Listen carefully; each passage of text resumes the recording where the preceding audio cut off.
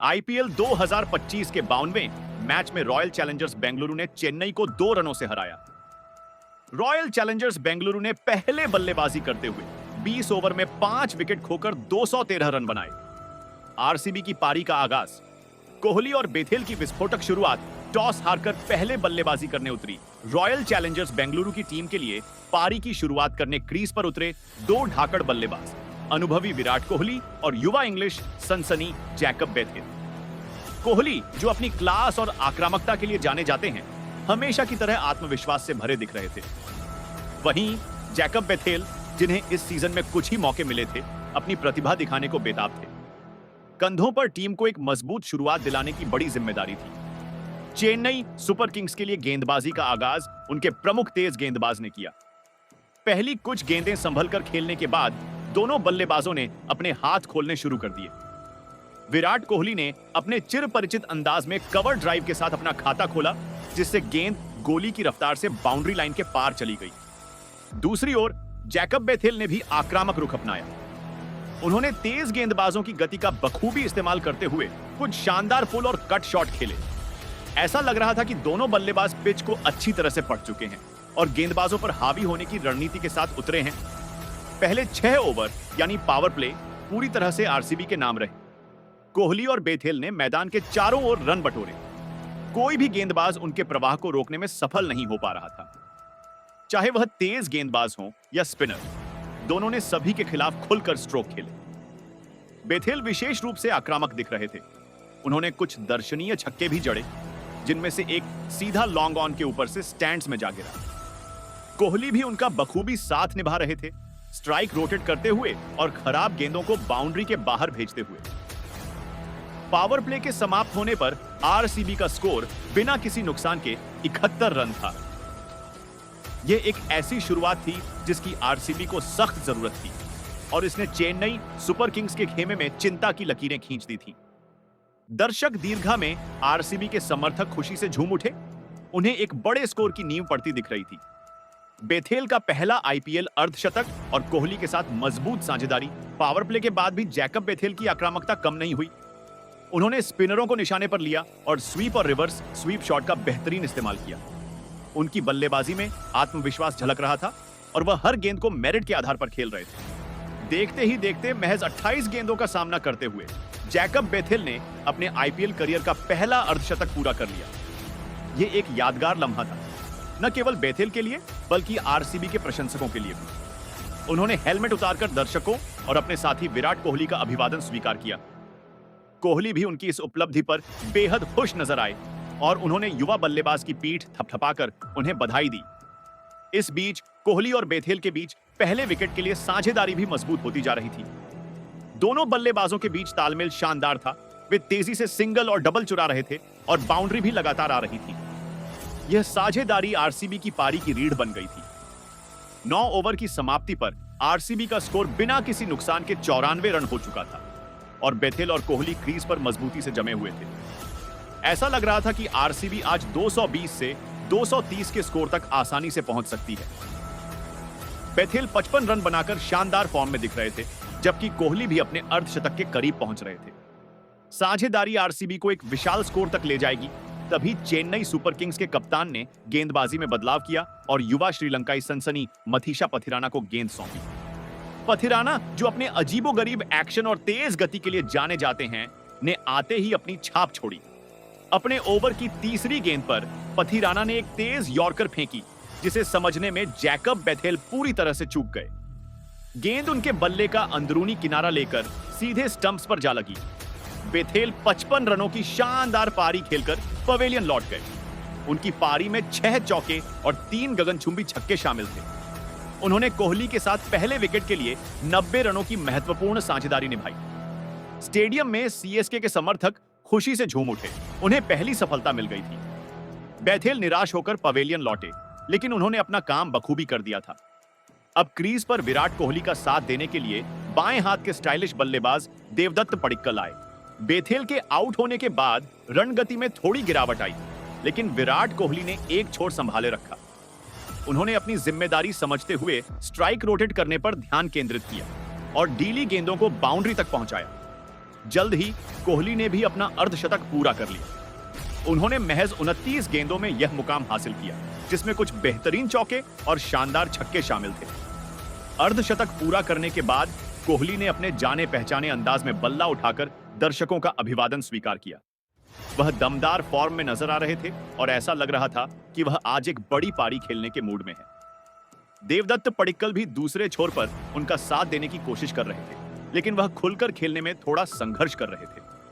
CSK की वापसी, कोहली और पडिक्कल जल्दी आउट आरसीबी की पारी मजबूती से आगे बढ़ रही थी, लेकिन तभी चेन्नई सुपर किंग्स के गेंदबाजों ने वापसी की। सैम करन, जो अपनी विविधतापूर्ण गेंदबाजी के लिए जाने जाते हैं, ने विराट कोहली को अपना शिकार बनाया। करन ने एक धीमी गति की गेंद फेंकी, जिसे कोहली समझ नहीं पाए और बड़ा शॉट खेलने के प्रयास में मिड विकेट पर खड़े फील्डर को कैच थमा बैठे। कोहली 62 रनों की शानदार पारी खेलकर आउट हुए। उनके आउट होने से आरसीबी को बड़ा झटका लगा। स्टेडियम में सन्नाटा पसर गया। 12 ओवर के बाद आरसीबी का स्कोर 122 रन पर 2 विकेट था। कोहली के जाने के बाद क्रीज पर रजत पाटीदार आए। अभी आरसीबी इस झटके से उभरी भी नहीं थी कि मथीशा पथिराना ने एक बार फिर कहर बरपाया। उन्होंने देवदत्त पडिक्कल को भी पवेलियन की राह दिखा दी। पडिक्कल, जो खुलकर खेलने का प्रयास कर रहे थे, पथिराना की एक तेज गेंद पर पुल शॉट खेलने गए, लेकिन गेंद बल्ले का ऊपरी किनारा लेकर हवा में उछल गई और विकेटकीपर ने एक आसान कैच लपक लिया। पडिक्कल केवल 17 रन ही बना सके। आरसीबी का तीसरा विकेट गिर चुका था और रन गति पर अंकुश लग गया था। अब क्रीज पर रजत पाटीदार का साथ देने के लिए जितेश शर्मा आए, जो अपनी विस्फोटक बल्लेबाजी के लिए जाने जाते हैं। रॉयल चैलेंजर्स बेंगलुरु आरसीबी द्वारा निर्धारित 214 रनों के विशाल लक्ष्य का पीछा करने का दबाव चेन्नई सुपर किंग्स सीएसके पर स्पष्ट रूप से दिख रहा था। चिन्नास्वामी स्टेडियम की दूधिया रोशनी में सीएसके के समर्थक अपनी टीम से एक चमत्कारी प्रदर्शन की उम्मीद कर रहे थे, जबकि आरसीबी के प्रशंसक अपने गेंदबाजों से इस बड़े स्कोर का सफलतापूर्वक बचाव करने की प्रार्थना कर रहे थे। लक्ष्य कठिन था। प्रति ओवर लगभग 10.7 रन बनाने की आवश्यकता थी और इसके लिए शुरुआत से ही आक्रामक रवैया अपनाना जरूरी था। चेन्नई की पारी का आगाज, रशीद और युवा महात्रे क्रीज पर। चेन्नई सुपर किंग्स के लिए पारी की शुरुआत करने उतरे 2 युवा बल्लेबाज, आंध्र प्रदेश के प्रतिभाशाली शेख रशीद और महाराष्ट्र के 17 वर्षीय उभरते सितारे आयुष महात्रे। रशीद, जो अपनी ठोस तकनीक के लिए जाने जाते हैं, और महात्रे, जिनकी निडर बल्लेबाजी की चर्चा घरेलू सर्किट में खूब हो रही थी, के कंधों पर टीम को एक मजबूत नींव प्रदान करने की भारी जिम्मेदारी थी। आरसीबी के लिए गेंदबाजी का आगाज उनके अनुभवी तेज गेंदबाज ने किया, जो अपनी स्विंग और गति से बल्लेबाजों को परेशान करने के लिए जाने जाते हैं। शुरुआती कुछ ओवरों में दोनों युवा बल्लेबाजों ने समझदारी और आक्रामकता का मिश्रण दिखाया। उन्होंने खराब गेंदों को बाउंड्री के बाहर भेजने में कोई कोताही नहीं बरती, लेकिन साथ ही अच्छे गेंदों का सम्मान भी किया। आयुष महात्रे विशेष रूप से प्रभावशाली दिख रहे थे।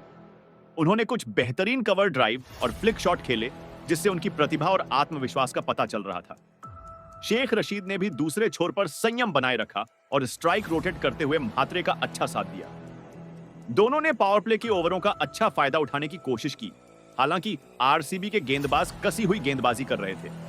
दोनों के बीच पहले विकेट के लिए 50 रनों की साझेदारी हुई, जिसने सीएसके को एक मंच प्रदान किया। यह साझेदारी धीमी लेकिन स्थिर गति से आगे बढ़ रही थी और इसने सीएसके खेमे में थोड़ी उम्मीद जगाई।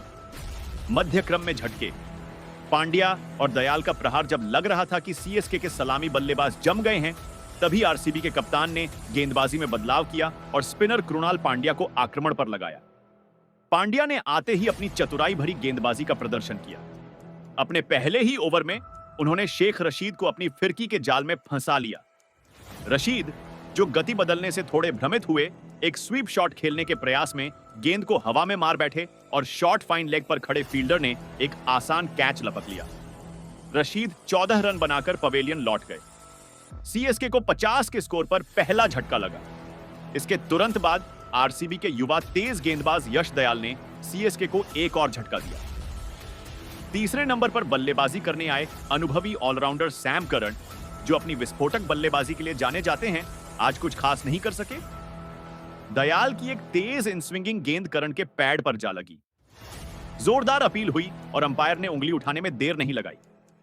करन ने रिव्यू लेने का फैसला किया, लेकिन रिप्ले में साफ दिखा कि गेंद स्टंप्स पर लग रही थी और उन्हें वापस जाना पड़ा। करण सिर्फ 5 रन बना सके। सीएसके का स्कोर 58 रन पर 2 विकेट हो गया। 7 ओवर की समाप्ति पर स्कोर 68 रन पर 2 विकेट था और आवश्यक रन रेट बढ़ता जा रहा था। आरसीबी के खेमे में खुशी की लहर दौड़ गई, जबकि सीएसके के समर्थक थोड़े चिंतित नजर आने लगे। अब क्रीज पर युवा आयुष म्हात्रे का साथ देने के लिए अनुभवी और ढाकड़ ऑलराउंडर रविंद्र जडेजा आए। 2 जल्दी विकेट गिरने के बाद सीएसके दबाव में थी, लेकिन क्रीज पर अब 2 बाएं हाथ के बल्लेबाज थे, युवा जोश से भरपूर आयुष म्हात्रे और अनुभव के धनी रविंद्र जडेजा। यहीं से मैच का रुख पलटना शुरू हुआ। म्हात्रे ने दबाव को अपने ऊपर हावी नहीं होने दिया और खुलकर अपने शॉट खेलने जारी रखे। उन्होंने स्पिनरों और तेज गेंदबाजों दोनों के खिलाफ आत्मविश्वास से बल्लेबाजी की। देखते ही देखते आयुष म्हात्रे ने महज 25 गेंदों में अपना अर्धशतक पूरा कर लिया। यह एक सनसनीखेज पारी थी, खासकर मैच की स्थिति और उनके अनुभव को देखते हुए। उन्होंने हेलमेट उतारकर दर्शकों और अपने साथी जडेजा का अभिवादन स्वीकार किया। जडेजा भी उनकी इस पारी से बेहद प्रभावित दिखे और उन्होंने युवा बल्लेबाज का हौसला बढ़ाया। दूसरी ओर रविंद्र जडेजा ने शुरुआत में थोड़ा समय लिया, लेकिन जैसे ही उनकी नजरें जमी, उन्होंने भी अपने गियर बदल दिए। जडेजा ने अपने जाने पहचाने अंदाज में लंबे लंबे छक्के लगाना शुरू कर दिया, खासकर स्पिनरों के खिलाफ। उन्होंने मैदान के चारों ओर रन बटोरे। म्हात्रे और जडेजा के बीच गजब का तालमेल देखने को मिल रहा था। वे तेजी से सिंगल और डबल चुरा रहे थे और बीच बीच में बाउंड्री भी हासिल कर रहे थे। इस साझेदारी ने आरसीबी के गेंदबाजों पर दबाव बनाना शुरू कर दिया। कप्तान कोहली लगातार गेंदबाजी में बदलाव कर रहे थे, लेकिन कोई भी गेंदबाज इस जोड़ी को तोड़ने में सफल नहीं हो पा रहा था। जल्द ही रविंद्र जडेजा ने भी अपना अर्धशतक पूरा कर लिया। उन्होंने 29 गेंदों में अपना 50वां जड़ा, जिसमें शानदार चौके और गगनचुंबी छक्के शामिल थे। वह शानदार फॉर्म में नजर आ रहे थे। म्हात्रे और जडेजा के बीच तीसरे विकेट के लिए अविश्वसनीय साझेदारी पनप रही थी। दोनों ने मिलकर 90 रनों से अधिक जोड़ दिए थे और सीएसके को मैच में वापस ला खड़ा किया था। आयुष म्हात्रे अपने पहले आईपीएल शतक की ओर बढ़ रहे थे, जबकि जडेजा भी खतरनाक दिख रहे थे। दोनों ने मिलकर 64 गेंदों में 114 रनों की विस्फोटक साझेदारी की। इस साझेदारी के दौरान 17 वर्षीय म्हात्रे ने दिखाया कि वह भविष्य के सितारे हैं। उनकी बल्लेबाजी में परिपक्वता और निडरता का अद्भुत संगम था।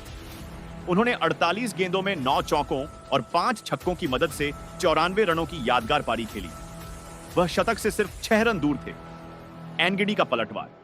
मैच में रोमांचक मोड़ जब लग रहा था कि म्हात्रे और जडेजा की जोड़ी सीएसके को जीत दिला देगी, तभी आरसीबी के कप्तान ने अपने त्रुप के इक्के दक्षिण अफ्रीकी तेज गेंदबाज लुंगी एनगिडी को वापस आक्रमण पर बुलाया। एनगिडी ने आते ही मैच का रुख पलट दिया। अपने स्पेल के तीसरे ओवर में एनगिडी ने एक धीमी गति की गेंद फेंकी, जिसे आयुष म्हात्रे पढ़ नहीं पाए। वह बड़ा शॉट खेलने गए, लेकिन गेंद बल्ले पर ठीक से नहीं आई और लॉन्ग ऑन पर खड़े फील्डर ने एक शानदार कैच लपक लिया। म्हात्रे 94 रनों की बेहतरीन पारी खेलकर पवेलियन लौट गए। पूरा स्टेडियम खड़ा होकर इस युवा बल्लेबाज के लिए तालियां बजा रहा था, लेकिन सीएसके को एक बड़ा झटका लग चुका था। स्कोर 172 पर 3 विकेट था और सीएसके को जीत के लिए अब भी 19 गेंदों में 42 रनों की दरकार थी। म्हात्रे के आउट होने के बाद क्रीज पर आए दक्षिण अफ्रीका के ही